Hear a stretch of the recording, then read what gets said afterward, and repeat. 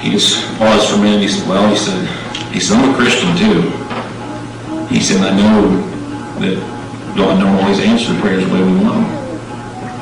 And he said he feels God can too. And he was telling me his viewpoints about how I stood and felt. And he said, but if you want me to try to put that leg back together, he said, I'd like to have prayer with you right here. And I said, absolutely. We both knelt down right there in that little waiting room. And he prayed. He just asked God to, he said, naturally speaking, he said, this looks impossible. But he said, his daddy wants me to try to put this leg together. He said, I'm going to need your wisdom and your guidance and your help. And I prayed, and I asked him. So they went back in, they went back up. This was, I don't know, maybe 5 or 6 o'clock in the evening. They went back up, and finally at 10:30, they bring him out of the operating room. So we met with the doctor, and he said, well, we got everything down. The blood vessels retransplanted. He said, we got his legs sewed back up. We put the muscle back together. He said, we'll have to see what happens. He said, but if this leg becomes life-threatening, he said, we're just going to have to take it off without your permission. And I said, well, I don't want to threaten his life. I said, so you're going to have to do what you feel like you have to do. But I said, we're going to be praying that God will give him a touch. And so he said it was all done. So he said, now we won't open his leg back up until Saturday. He said if they want to give it a chance to heal, he said more than likely if it does, he said that's when he told me we're going to have to take some muscle transplant from his back. We'll take it out of his back muscle and we'll put it in his leg. And I said, well, how's that going to affect him? Is he going to be bent over all his life? He said, no, it'll strengthen back up. It'll be sore and he'll be weak there for a while. And I asked him when they did the vessel transplant. I asked him, I said, well, can I give him a vessel? And I said, can I give you my muscle? And they said they can't because his body will reject mine. They have to take it from his body. So he said they'd bring him back in late Saturday evening, and open it back up and clean it back up. And they wanted to keep cutting any of the muscle and the meat that would die because they don't. He said the last thing you want is dead muscle there. He said because it's a place for bacteria of infection. He said with farm accidents, he said they're very highly prone for infections. And so he said they'd wait till Saturday, give it, all Friday and all Saturday and Saturday evening, they were going to open it back up and check it and make sure that see what was dead and cut more muscle out. So fine, so Trevor, he was pretty much out of it then, so we went home that night. And then we went back down Friday, but Friday's when I called, and I think I called Eldon's and different ones. I'm not sure who I called them, but I called different key people in different churches that I knew that was believers.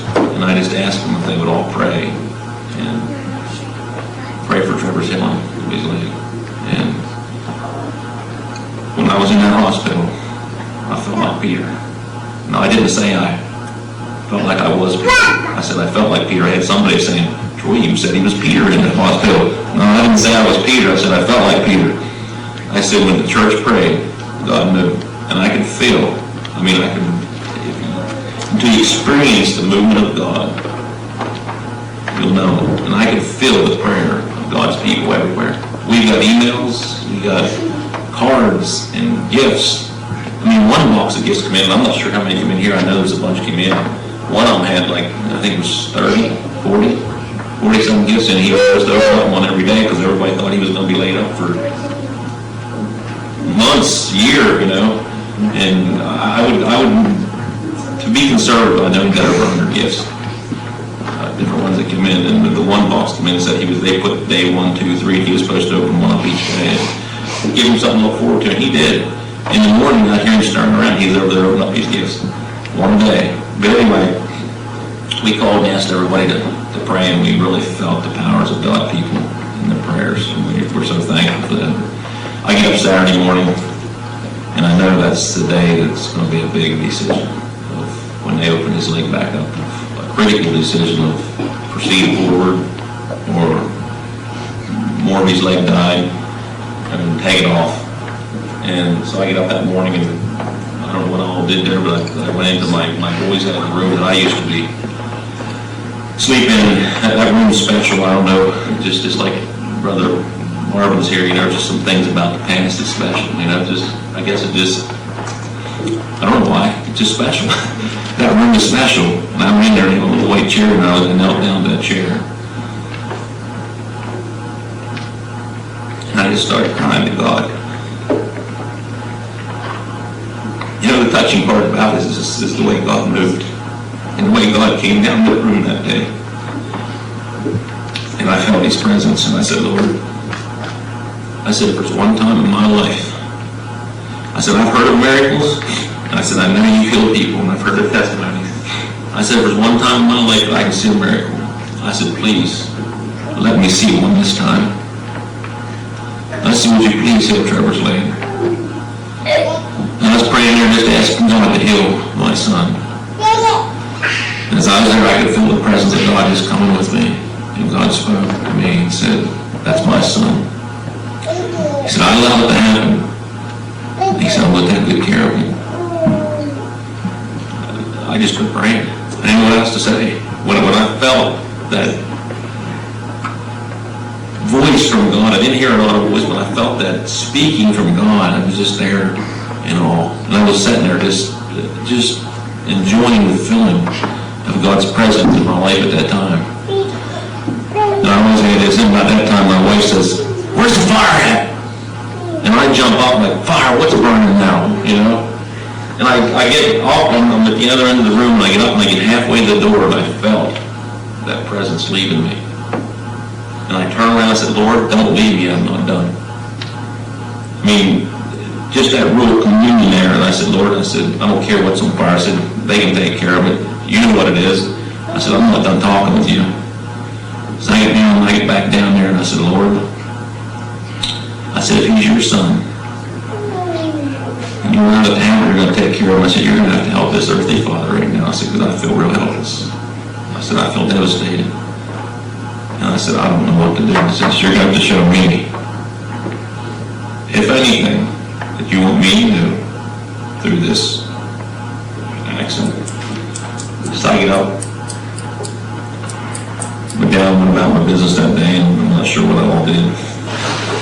That evening, went and got in the shower. I was getting in the shower, and as I was in there getting ready to go up and see Trevor, I was in there and I started talking to God again. I said, Lord, I said, you said this was your son. You allowed this to happen, you're going to take care of him. I said, what can I do? I said, what do you want me to do? As an earthly father. I said, it hurt me when my son was laying there, possibly a cripple the rest of his life. And God spoke to me again. He brought it just as plain as I can try to quote it here to my mind. He said, be careful for nothing, but through prayer and supplication, with thanksgiving, he said, let your request be made known unto God. My wife was standing outside the shower. I said, honey, I said, I felt like God just spoke to me again. She said, what did he say?